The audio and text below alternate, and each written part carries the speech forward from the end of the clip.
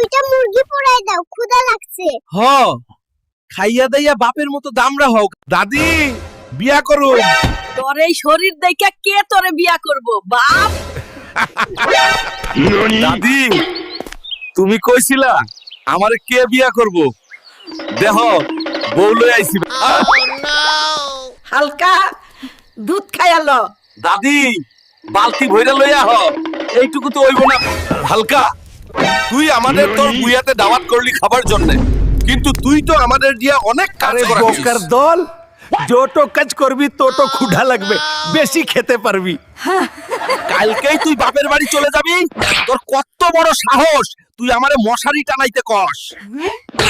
ভাবছিলাম পলাদা ফর্সা হইব, হইল না।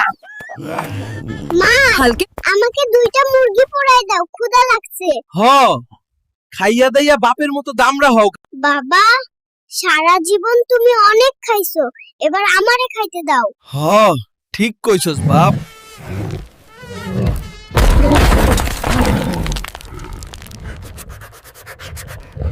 শালার মশা, তোকে একবার ধরতে পারলে ফাঁসিতে ঝুলাবো। তুই আমাকে চিনিস?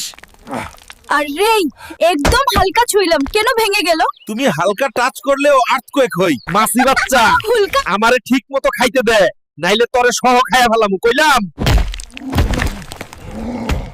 বাবারে এই তো পুরো ট্রাকের ওয়েট।